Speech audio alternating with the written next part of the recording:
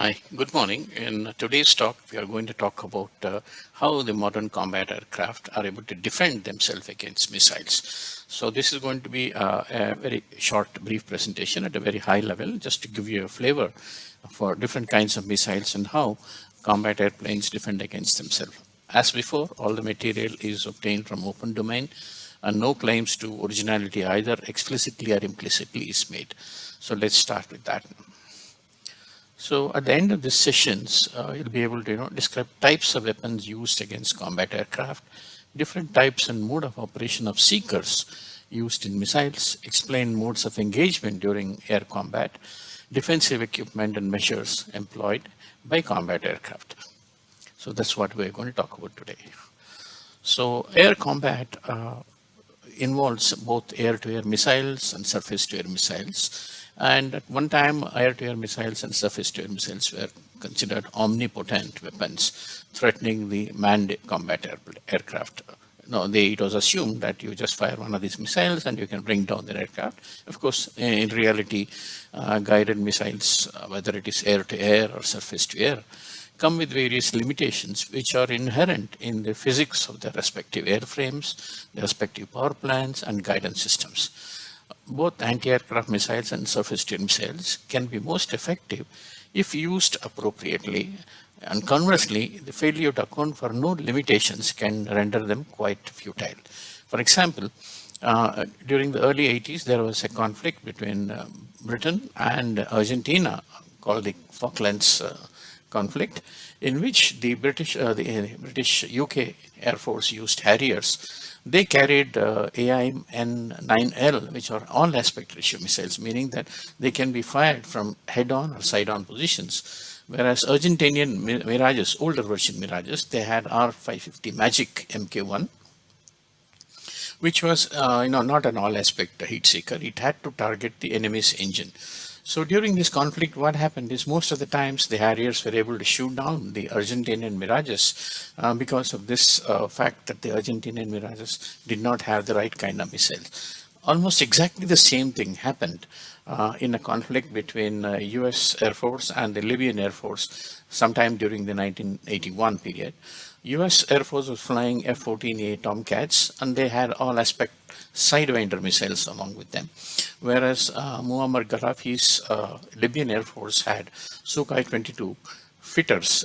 They all had what's called AA-2 Atoll heat seekers. And these heat seekers, as before, as was found in the older Magic missiles, were heat seekers, and they had to be aimed at the engine's exhaust, whereas the Sidewinders was all aspects. So this is how F-14 were able to shoot down the Sukhoi airplane because of the fact that they had superior missiles. As I have mentioned earlier, it's not only the missiles and equipment, it's also the human beings or the pilots which are important in such a conflict.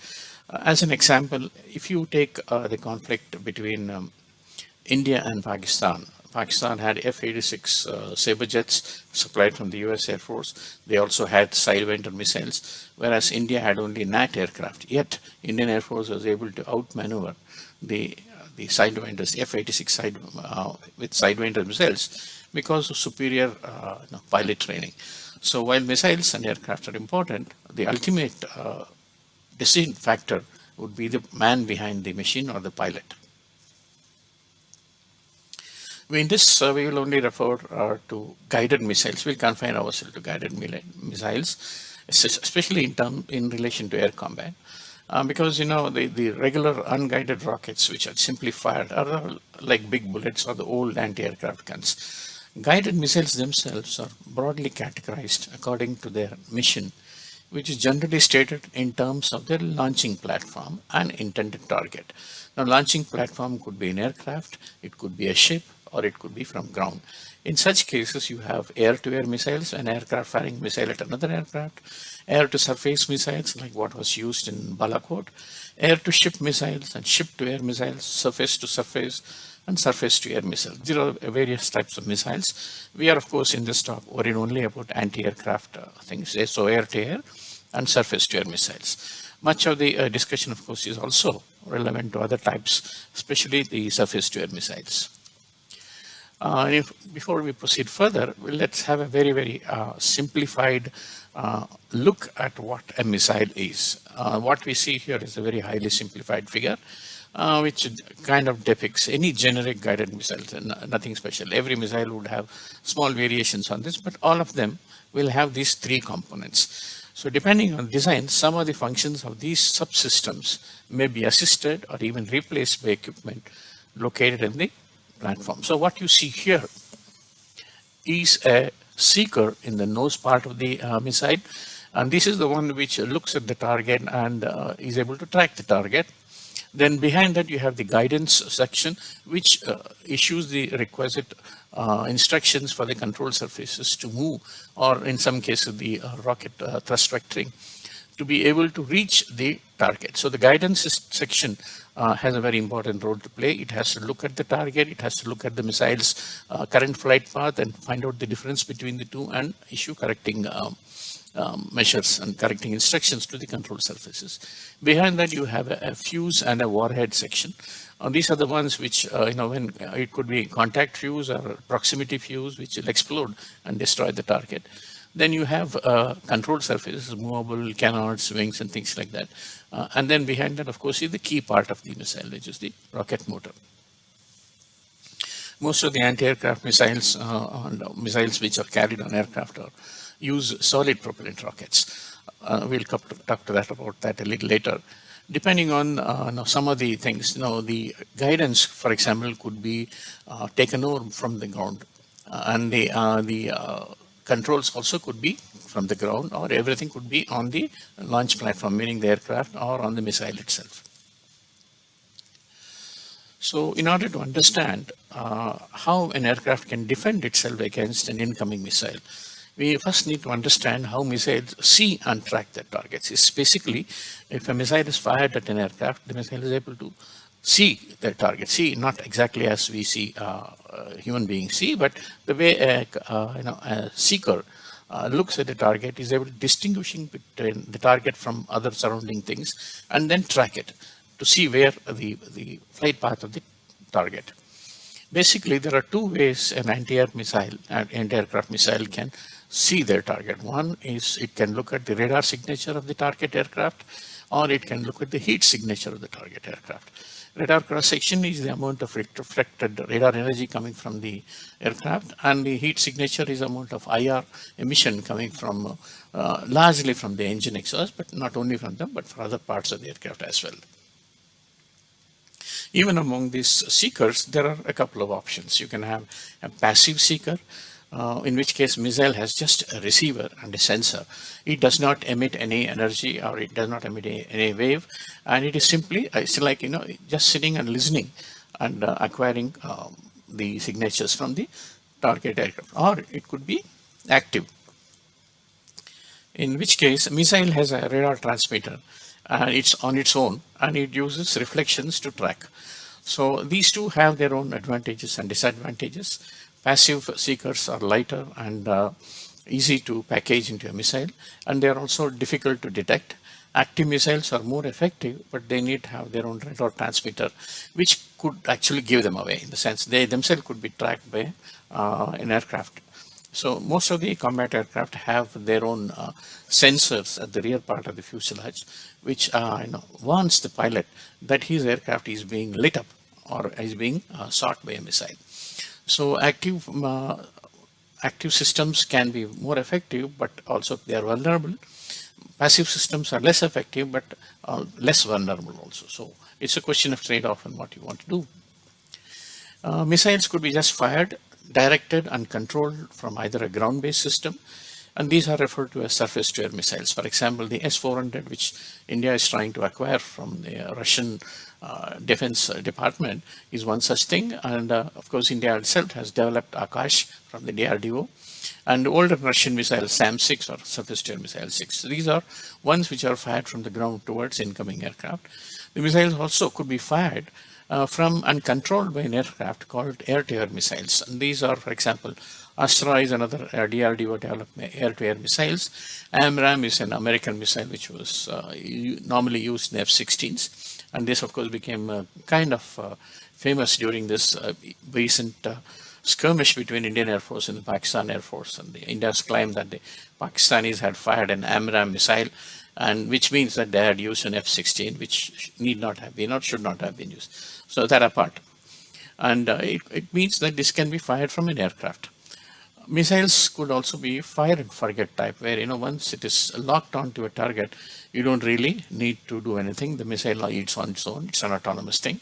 And some of these missiles are also beyond visual range, in the sense the pilot actually need not see the target aircraft. The radar acquisition happens, the missile is fired, and it could be even 100 kilometers away, 200 kilometers away, the target. So these kind of things are in use. And understanding of weapons capabilities and how to deal with them has enormous impact on the combat effectiveness. Basically, if you look at any missile, they have something called a kill probability, or P bracket A, which is of course a probability of succeeding in shooting the target. Early missiles, 1960s and 70s had a kill probability about 15%, meaning if you fire 100 missiles, only 15 of them may most likely to hit a target. And it is of course a probability. It's not anything concrete about it. But modern missiles have improved the kill probability from 15 to 60%, so that they are becoming more deadly. Of course, there is no such thing as a 100% kill probability missile. All missiles can be defeated, and to defeat them, you need to understand their weaknesses, their limitations, and this will help the combat pilot to take appropriate action. Each and every missile has its weakness, and this weakness comes largely from the propulsion unit, from the airframe and the structural unit, and from the guidance which is guiding the missile. So if a good understanding is there of how each one of this, then the combat aircraft is able to survive, or the pilot can survive. So let's start looking at missile vulnerabilities one by one. Let's start off with the propulsion. This is one of the key limitations of any missiles, or also the key capabilities. It's both the plus and the minus part of the missile. Most current anti-aircraft missiles or air-launched missiles employ solid rocket propulsion because of a very high thrust-to-weight ratio, compact size, and they can be fired at very, very short notice because you don't have to load any fuel or oxidizer if it's a liquid propellant thing. So most of them use solid propellant rockets, but solid propellant rockets, as we all know, have a limited specific impulse, maybe roughly about 280 to 260 to 80 seconds, not more than that. So for short range anti-aircraft missiles, most of them use solid propellant rockets. Typical thrust profile is that of a very high initial impulse burn to accelerate it to cruise speed, then followed by a slower sustainer burn. So this is the idea, is to very quickly get the missile into air at a very high and give it a very high kinetic energy, and then a slower sustainer burn phase where the tracking and guidance can happen. Once the propellant is burned out, of course, the airframe will coast like any ballistic thing, like a bullet or a stone thrown. But eventually, drag will take over, and then it will lose its kinetic energy, and it will eventually fall down to earth if it is not going to hit the target. So the maneuverability, or the ability to change its path and course of such a missile, depends largely on the lift-to-drag ratio it is able to generate and its maximum speeds. Initial stages, of course, when it is just launched, the speeds are low because it has to start from zero velocity. Since the speeds are low, the dynamic pressure is low, and because of the control power is low. See, remember, all the control surfaces like canards or wings or tails depend a large extent on the dynamic pressure. So the initial stages, when the velocities are slow, the control power is low, hence their maneuvering ability is limited. Their maneuverability will be highest, close to highest, just close to the sustainer burnout. When the initial boost has happened, sustainer is burning, and that too is close to burnout. That's when the missile has maximum kinetic energy. It's very close to its Vmax. And still some amount of thrust is available. Of course, after the sustainer burnout happens, the missile starts to lose its energy and ability to follow thorough maneuvers. So if an aircraft can outlast the missile or its sustainer burn time, then it can, of course, succeed in evading the missiles. Missiles range also depends on altitude, because with increasing altitude the density goes down significantly, and the density goes down, the drag goes down.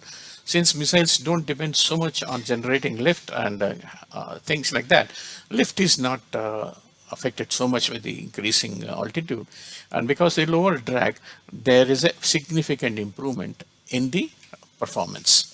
So a typical number which is often quoted in textbooks and in technical literature is a factor of 2 improvement between sea level and 6 kilometers altitude. Meaning that if this system had a range of 50 kilometers at sea level, it'll probably have close to 90 to 100 when it is fired at 6 kilometers altitude. This of course applies to air-to-air missiles, ground-to-air missiles of course. This logic doesn't hold. And another thing is, when a missile is fired, visual signature of smoke, plume, and other what's called contrail is a giveaway. This can be detected from airborne early warning systems. So the smoke or the smoke trails have been reduced greatly in modern weapons such as AMRAAM. They can't completely be eliminated. There will be a smoke. In the 70s and late 70s, there was a program to develop 2 specific propellants called HMX and RDX, and these were called high melting smokeless propellants. And the idea of these smokeless high melting propellants used to be used in missiles such that the smoke trail is very minimal in account, and they also have pretty high energy. Unfortunately, these 2 propellants seem to be more popular among the terrorists and jihadis rather than in the missiles things. If you look at the different phases of flight of a missile, the first phase is the boost phase at launch, where it is accelerated to high speed in the general direction of the target. Okay, so there is, let's say there is a warning that there is an incoming aircraft, and the air defense system is activated, and the launch happens, and the booster fires the missiles and accelerates to the highest speed in the general direction of the target by the axial rocket booster using thrust vector control, initially to follow a pre-computed trajectory. As and when the velocity builds up, of course, then there will be enough dynamic pressure for other control mechanisms to happen. After its booster burns out, the missile enters into what's called a mid-course phase of flight, gliding at high speed on a pre-calculated radar updated appropriate intercept course. Now, when I see pre-calculated and radar updated, this is either from its onboard radar or from the ground-based system. So the ground-based system or onboard system is continuously tracking the target, continuously updating its position, finding out the difference between each, and issuing appropriate control commands for it to go towards intercept, towards the intended target. Missile does not track its target during mid-course. The mid-course phase serves to fly the missile in a acquisition basket from where it can acquire the target. So what it means is its tracking mechanism is not activated during this phase. It's simply going in the direction indicated by the pre-calculated and radar updated approximate path. So as and when it goes, it's going in the, let's say it's a conical acquisition basket, and the diameter of the cone starts reducing and gets closer and closer to the target with the onboard. When it is close to that, it will switch on its onboard homing. So after booster burnout, the missile enters the terminal phase, also called the homing phase or endgame, where it is guided by changing the direction, not the magnitude of its velocity vector, because that is not possible. Inside the atmosphere, when it is, let's say, within about 20 to less than 20 kilometers altitude, there is enough density in the air and some dynamic pressure is available. So the control and things can be done by tails, wings, and canards. But if the missile goes outside the atmosphere, which can, of course, happen quite often, the missiles then have to manipulate their thrust for homing because the control surfaces won't be as effective as they are inside the atmosphere. So that was the vulnerabilities in propulsion. Now let's look at the vulnerabilities coming in from airframe. Controls of a missile impose structural and aerodynamic performance limitations. Okay, most missiles employ a combination of wing and body lift to provide a maximum turn rate with the minimum energy bleed. What we mean by energy bleed is that if the missile has a certain amount of kinetic energy and a certain amount of potential energy, it would like to do a turn without compromising on either one of them too much. So throughout all its phases of while maximizing its range. Most of them use control forces to turn like aircraft, and these are proportional, of course, to dynamic pressure, meaning V square. So even missiles, cruise speeds, maneuverability is limited due to the airframe's G limit, or the amount of structural load factor which is there, which is gone into the design. And most manned aircraft, as we all know, have a J limitation of plus of 9 and a negative of -3. Missiles can have a J limits close to even 20 to 30 or even higher. That depends on the airframe structure. Okay, and also its angle of attack limits of is very small lifting surfaces which are there in canards and things like that. Some new missiles use thrust vector control and radial maneuvering thrusters, which are more effective than the older missiles. Of course, these can't maneuver once the propellant is burnt out. So if they are dependent mainly on thrust vector control, once the propellant is burned, this control mechanism is gone. So if you can outlast the missile till its propellant is burnt out, the aircraft can survive. The other vulnerability is coming from guidance and control. How is the missile guided towards the target?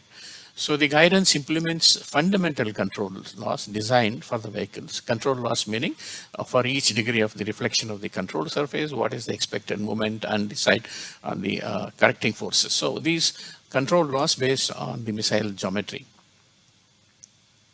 It translates the perceived motion of the target into control commands which alter the airframe's flight path to achieve a hit. So to best way to understand this is imagine you are a soccer player and your friend gives you a pass from some other direction. You don't chase the ball. You run in the direction where you think the ball is going to be when you reach that location. Basically, you are continuously seeing the ball moving, and you're also moving, and your friend also is moving. And when the pass is made, you anticipate where the ball is going to be at a certain period of time and go and intercept that. So this is how the missiles also work. They continuously track the target, and they look at their own velocities and angle and all those headings, and then find the difference between the two and try to correct it. Now these things are depending on the different classes of weapon, this guidance and control. The major categories are, there are many more, but major crucial ones are command link, beam riding, and homing. Command link is common medium and large surface to air missile types, particularly for mid-course correction, although often it is being used all the way when jamming has degraded the terminal. Command link comes from the ground. Okay, so the ground is continuously tracking the target and is sending command information right up to the missile. Generally, this is until the missile takes over.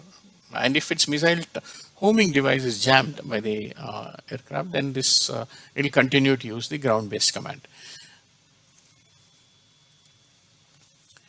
So the other one is the beam riding. It involves beaming of steering commands from the launch site. Launch site could be ground, a platform, or whichever is the aircraft which is firing that, which is equipped with radar and optical tracking system. Basically, there is a home system which could be on ground or on the aircraft, which is tracking the target and then sending corrective measures right up to the missiles. So missile itself may or may not have its own devices, but this it will simply ride on the beam of commands sent by the launch profession. A variation of this technique is command to line of sight, or CLOS, CLOS, often used with point defenses, surface to air missiles. Point defense means there is a specific area you would like to, let's say, defend, and that the missiles are around that, and these have command to line of sight. Some examples are Javelin and Rapier and Seawolf. These are the common missiles which employ this kind of guidance. A similar technique as beam riding, when a missile maintains itself within a microwave or a laser beam which tracks the intended target. It's like, somebody is giving you a pathway, imagine a tube in which you have to continuously be moving. And of course, this is not a physical tube, it's a beam of microwave or laser, whatever is being used. And all the time, such missiles employ tail sensors to sense changes in beam direction And some of the missiles which are this type are RBS-70 and blowpipe man portable SAMs, or man pads as they're called. And these, are controlled by the launching system. And some of them are also wire guided. Generally, anti-tank missiles are wire guided, but not aircraft ones. A more effective and expensive technique is called homing. Homing, of course, you can have passive, semi-active, and active. Passive homing missiles track the emissions of the target. Basically, typically heat seekers, like what I mentioned about the Sukhoi 22 in the Libyan conflict, or the Mirages 3s in the Falklands conflict. They had heat seekers. Okay, and these look at the target's maximum heat or heat emission coming from, and then of course they home on to that. Or it could be anti-radiation missiles, in a sense radiation coming from the aircraft's own radar. Major drawbacks of passive homing is its dependence on a cooperative target that continues to emit the energy required for homing. Basically, you are expecting the target aircraft to simply keep on running in front of you, so that this missile is able to track its engine and go and impact. If the target aircraft takes evasive maneuvers, then this missile's effectiveness is gone. So another step up in that is the semi-active homing missiles, which avoid this problem by having a missile home on to reflected energy that's provided by another source, often the launch platform. Meaning, let's say you launch your missiles from an aircraft, the aircraft is illuminating the target with their own radar, and this missile is homing onto the reflected. So even if the target aircraft takes evasive measures, it's still being illuminated by the base aircraft, and the missile will simply keep following. So this active homing weapons eliminate, some of the missiles have their own transmitters and radar things. They can eliminate their own targets and track their targets. Of course, the effectiveness of homing weapons depends largely on the seeker, airframe, and power plant performance. The seeker is the one which has to be sensitive enough to be able to hit the target. So now let's look at some of the vulnerabilities one has seen in seekers. Homing missiles attempt to match the rate of change of missile's flight path direction to the rate of change of the line of sight between the target and the missile. Basically what you're saying is, let's say there is a target which is moving. Of course, the aircraft is not going to stay in the same path for the missiles to go and hit it. So the aircraft can do different maneuvers. So what a homing device does is, based on what the target aircraft is doing, the missiles also do keep doing the same kind of changes, and to ensure that the target is always within its sight. And one of the techniques used is called proportional navigation. This is a very simple to implement, and as it doesn't require range information, and also tends to tail chase its target, which is advantageous to heat seekers. So proportional navigation is one of the techniques. Seeker types employed on homing missiles have basic limitations, of course, which are common to all types, whether radar or infrared or laser. The range of a seeker will depend on its sensitivity, its atmospheric attenuation, background, infrared or laser clutter, for example, background clutter, and the amount of energy emitted by the target. All these will affect the sensitivity of the seeker, and these can be exploited by the aircraft to evade this kind of missiles. Radar seekers are least effective at low level because of ground clutter.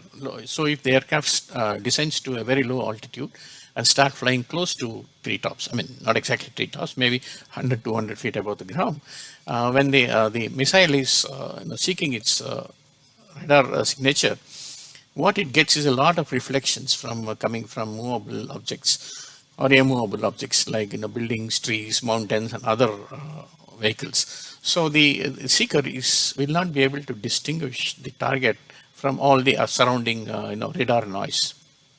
So one of the ways this can be addressed is if the missile has what's called a Doppler processor. So this Doppler filter can differentiate between static and moving objects.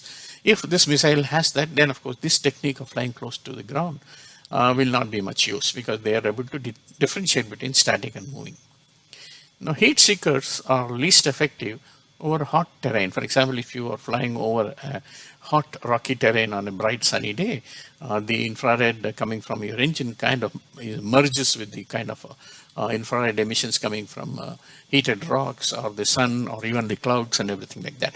So then what happens is the aircraft will lose its lock on the the missile will lose its lock on the aircraft because of the surrounding noise. From the perspective of trying to define homing missiles, one of the most common factors is the set of limitation imposed by seeker motion limits. So seeker itself has a field of vision, and if you are able to exploit their small field of vision, then the aircraft can survive. So every seeker, as I said, has a field of view. This is essentially a solid angle between the airframe's longitudinal axis, beyond which the seeker cannot point. It's like, even for human beings, even though of course human beings field of view is more than 180 degrees, but still, if it is beyond 180 degrees, even human beings cannot see. So as long, and this missiles of seekers, of course, their solid angle is much, much smaller. And once you get out of that field of view of the missile in that solid angle, the missile will miss the target. So if a maneuver carries a target outside the field of view, before the airframe adjusts its direction, lock is broken and the missile is defeated. So standard initial defensive maneuvers would be to hard brake turn, meaning that if you're flying in one direction, suddenly take a very, very sharp turn and of course either a climb or lose altitude. Essentially, you're trying to get out of that field of view. Okay, and if the missile is a little slow in reacting and adjusting its longitudinal corrective, you will be quickly out of their line of sight, and that means that you are safe. Changing aspect introduces jitter and rotates the tailpipe away from the threat. So this is also another method which is followed. Changing aspect introduces, a jitter. It's some. Similarly, any sudden change in velocity can adversely affect the Doppler rock. Sudden change in velocity can happen when the pilot suddenly pulls up the nose up without increasing the thrust. So the velocity drops very rapidly. And then if the missile was having a Doppler filter, which was based on which it had locked onto the target, it may mistake this for something else and miss the aircraft. So this is one of the techniques which are followed. And it's believed that the Cobra maneuver, which has been so dramatically shown by Suga, is one of the ways to break a Doppler block. Of course, this has to be proved in actual combat. Theoretically, you can explain it away, but I'm not sure whether it works in actual combat. And if you look at the seeker system of missile is responsible for sensing and tracking the target, providing the information necessary for performance of guidance system. Preset and command guidance do not require a seeker in the missile, since the tracking function is accomplished by the launching and guidance platform, which could be, as I said earlier, the mother aircraft or could be the ground-based system. Maximum range of seeker operation often limits the effective range of a missile system. So that's where there is a lot of development money and research, money spent and research done in the seeker development. And passive seekers, of course, have an inherent advantage here because their received power is inversely proportional to the square of the target's range. Okay, and since it is passive, they are not expending any energy. So so that way that's better. While the maximum range of an active or a semi-active system varies inversely as the fourth power. Okay, now if you are just receiving, then you're proportional to the square of the target range. If it is an active, then it is power inversely proportional to the fourth power of the target. So that means an active system effectiveness fades very, very rapidly with increasing distance, unlike the passive one. So the most common passive seeker now in use is the heat seeker. This is basically a device which contains a material, the detector, which is sensitive to heat, infrared, IR radiation that is produced primarily by the target's propulsion systems but of course by other systems also because of aerodynamic heating and all that. But large amount of it comes from the propulsion system, meaning the nozzle exhaust.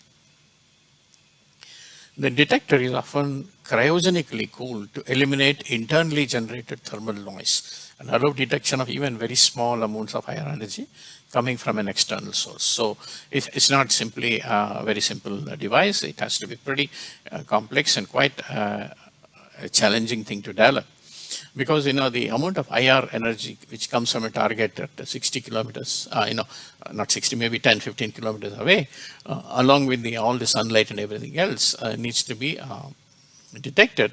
So then the seeker has to be extremely sensitive, and if you more sensitive means you have to eliminate its own local noise coming from where it is housed.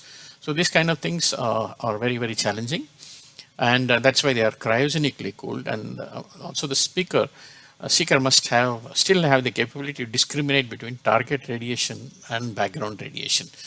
Okay, so this is the crucial part of a seeker. Here is a depiction I have taken from a textbook, where the resolution is just you can say some kind of a depiction. If you take a cone, okay, and at a distance of about 20 kilometers, and the seeker will produce a 1 pixel dot on a 256 by 256 screen.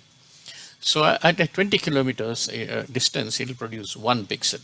At 10 to 20 kilometers, less than that, then it produces 2 pixels. So when it is close to 5 kilometers, it produces 8 pixels. As you can see, it takes a lot of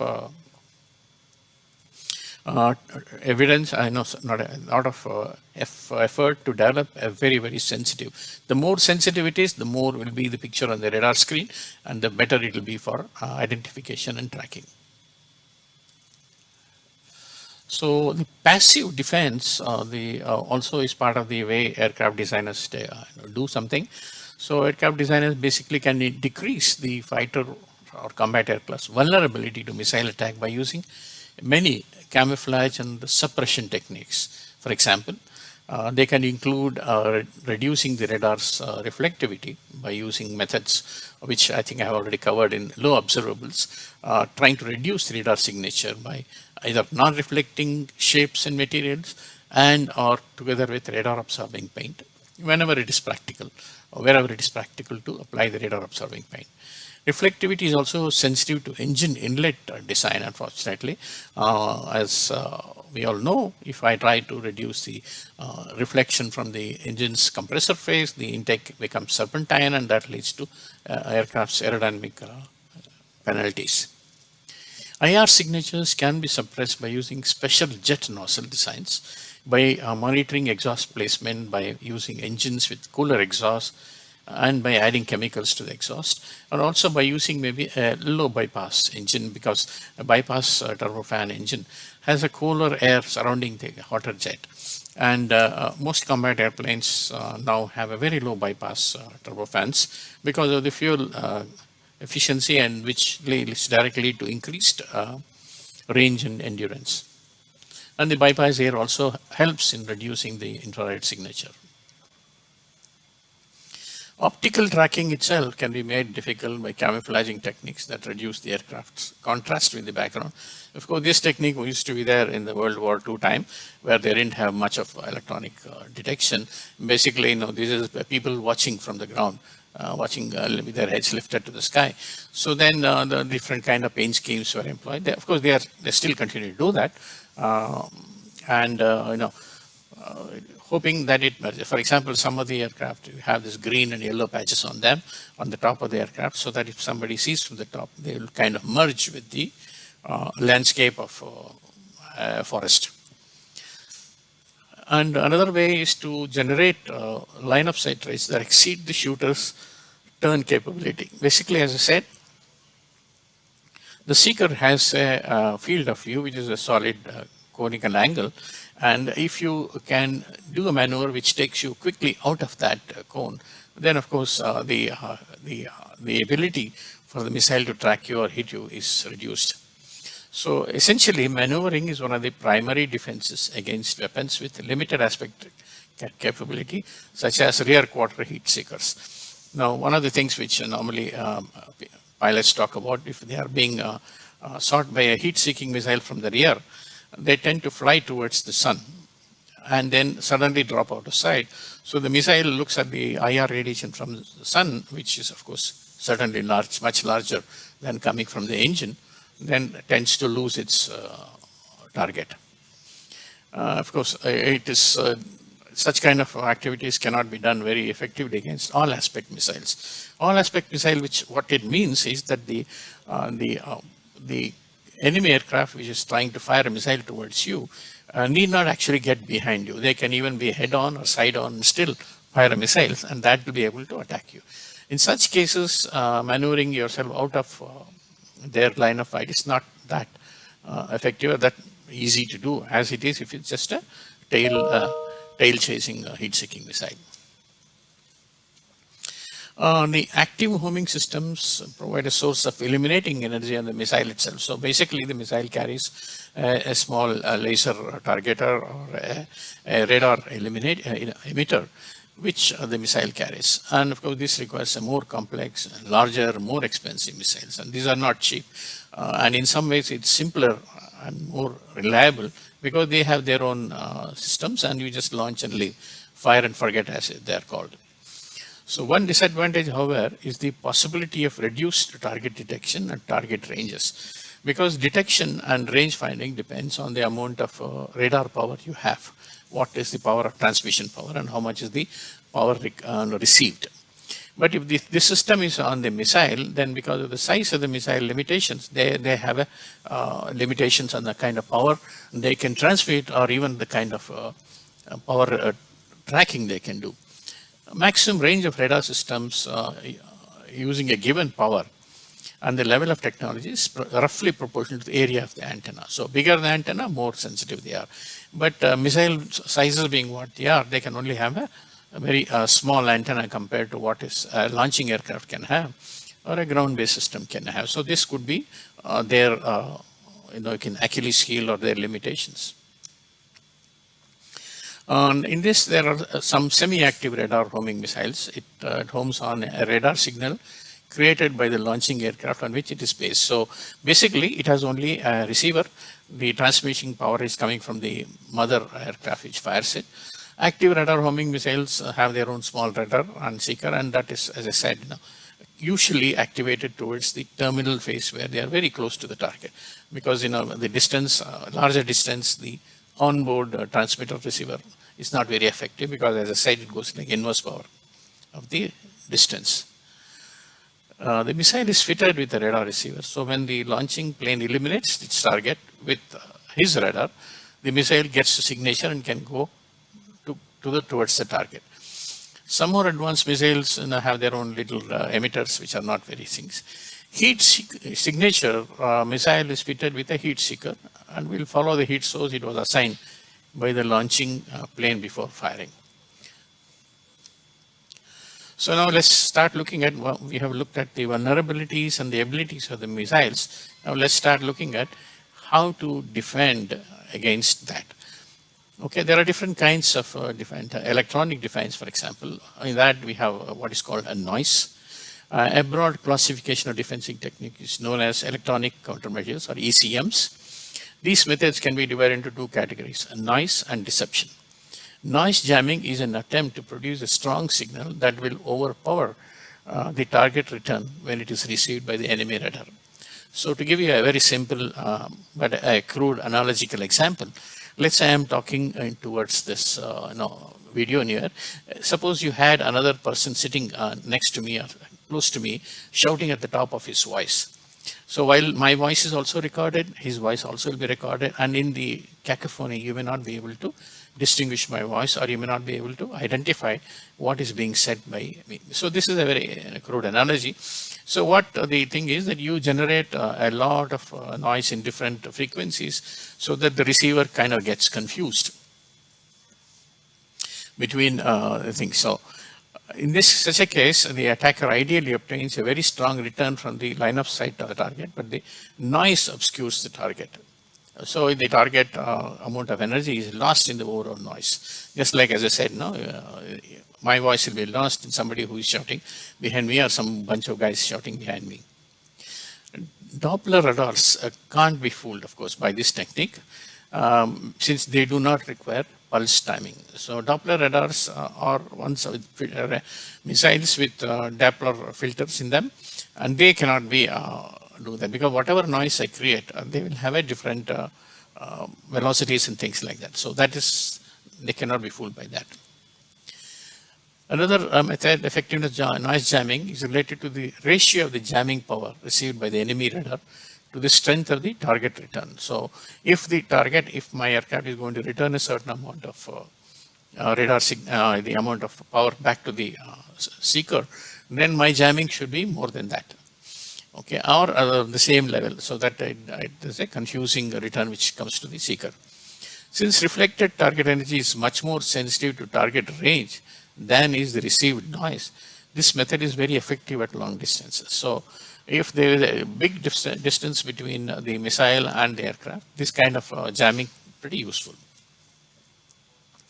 Noise is also more effective. It can be concentrated in a narrow beam at the enemy radar. Okay, and which means that you have a radio beam kind of thing, which is turned towards the missile. Maybe, of course, jamming may be done by the target itself or by a standoff jammer, which attempts to conceal other aircraft with its noise. Excuse me. Now, all of you must have seen about the Boeing's Loyal Wingman aircraft, which autonomously takes off and lands. And this is supposed to go along with the other fighter planes. And this Loyal Wingman can be used as standoff jammer, because it's not supposed to be doing anything else. It's either trying to confuse the incoming missile. It could be a jamming, or it could be a tracker. It could be any one of these. Deception jamming involves many techniques, including the generation of false targets and causing radars to lose the automatic tracking lock. False targets may be produced by delaying or altering the characteristics of the reflecting energy. For example, chaff or decoys. Shafts are small pieces of metal, scrap metal, and if they are suddenly thrown off from the aircraft or dispensed from the aircraft, they too reflect the radar waves, and in that mass of radar reflections, it becomes very difficult for the seeker to target the aircraft, or to distinguish the aircraft from the, or differentiate the aircraft from the existing noise. Shafts or decoys are other things which are small rockets which are fired, and they move away from the parent aircraft, and they can, their reflections also can confuse the tracker. One of the earliest forms of electronic countermeasures was called chaff. Generally, large quantities of radar reflecting material, often small lengths of foil or wire. More than 40 years after its first use in World War II, it is still among the simplest and the most cost-effective techniques. All you need to do is load it with a dispenser, which explosively dispenses this foil and wire, and then, of course, it confuses the incoming radar. Of course, chaffs cannot defeat infrared missiles. They are only designed to defeat the radar frequency seeker missiles. Radar, ground-based or enemy-based, sends out electromagnetic signals. If they are being reflected back to the radar, they show up as a dot. This can be an aircraft, but also can be a lot of birds.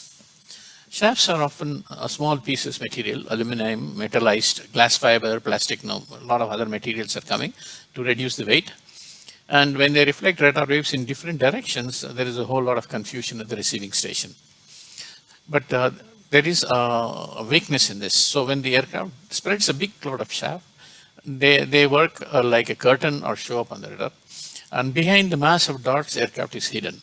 But the one disadvantage of this is, I'll talk about that a little later. Their goal is to disrupt the attacker's radar so that he cannot guide his missile, or it will glide onto the shaft and not defending the defending plane. Because they do not produce any smoke, or really difficult to see visually, so they are not very effective against IR. The most common metal-based is effective, reflective, designed to create a field of reflection, capture radar receiver. However, they are not foolproof, as their velocity drops from the ambient velocity within a few seconds. Because they don't have their own propulsive power, the moment they are dispensed from the aircraft, they are at the velocity of the aircraft, which is very high. So eventually, essentially means that the drag these shaft foils and wires have is very, very high. And so very rapidly they lose their velocity. And within few seconds, they are completely very low velocity. So metastatic radar and other techniques may see around through them. So if there is a Doppler filter, then it can distinguish between rapidly slowing down shaft and consistently flying aircraft. So under metastatic or radar which is kept somewhere else, the receiver is kept somewhere else and the transmitter is in different place. These can of course not be fooled by shaft. So here's just a picture of taken from the internet, which an aircraft dispensing shafts. So what you can see here is small pieces of metallic foils or even metallized, polyester sheets or plastic and things like that, whichever is a good reflector of radar waves. So what is seen because of the shaft, of course, this is a highly dramatized picture of what you can see in the radar screen because of shaft. But the idea is to show you that there is aircraft reflection somewhere here in between, and it's almost impossible to detect it with all the kind of noise which is there around it. Infrared seekers are one of the oldest seekers available, and they are designed to track a strong source of infrared radiation. Jet engine in a most modern military aircraft. So when they receive a signal based on a source of infrared radiation with higher intensity than the target, it may overwhelm their original infrared signal from the aircraft and provide incorrect steering cues to the missile. So what we are trying to do is my jet engine, the aircraft jet engine, is producing a certain amount of infrared signature. If by some way I can generate an infrared signature at a higher level than that, as I said earlier, by flying towards the sun, and the missile turns towards the sun and it is overwhelmed by the sun's infrared, or the aircraft can use what are called flares. So the flares are small rocket motors which emit very, very bright and very high temperature flames, and this can confuse the seeker of the radar to lock on to a new infrared source that is rapidly moving away from the true target. Okay, so the aircraft fires, a flare, and the incoming missile looks at the flare which is at a higher infrared signature, and it tries to lock on to that. And they are of course used to distract heat-seeking missiles. Most are common magnesium pellets ejected from tubes to ignite in the wake behind the aircraft. These flares burn at temperatures above 2000 degrees Kelvin, hotter than the jet exhaust nozzles or exhaust, or exhibit larger amount of infrared light. Older IR seekers were designed to go after the hottest source, hence flares were effective in deflecting them. Modern IR seekers may have their own countermeasures. For example, they can have what are called color filters, meaning wavelengths depend on object temperature. So as mentioned above, the flare temperature is 2000 degrees, the jet exhaust temperature is around 900 degrees Kelvin. So each one of them transmits waves at different wavelengths. So if I can have a color filter or a two-color filter or whatever like that, then I'll be able to distinguish between the aircraft and the missile. Another one is a Doppler filter. Their wavelength depends on the object velocity. Now the aircraft is already flying at a velocity v, a flare is fired from that, and that is at a higher velocity. So again, a Doppler filter can distinguish between the two of them. So this is, while the aircraft manufacturers go ahead and improve their aircraft to defend against missiles, missile developers are also doing the same thing. So there's a picture of some of the flares exhibited, as I said, again, a picture taken from the internet. And you can see that these are very, very bright spots compared to the jet which is coming from that aircraft. And these are decoy flares used very effectively by large aircraft. In this case, it's not a combat airplane, it's a bomber kind of thing. And it has enough flares to distract so that the fighters escorting this are safeguarded. So that brings me to the end of this very brief presentation on how combat aircraft can defend themselves against missiles by exploiting their weaknesses, by understanding how they see the target, or by looking at different abilities of the missiles. Okay, and thank you for listening.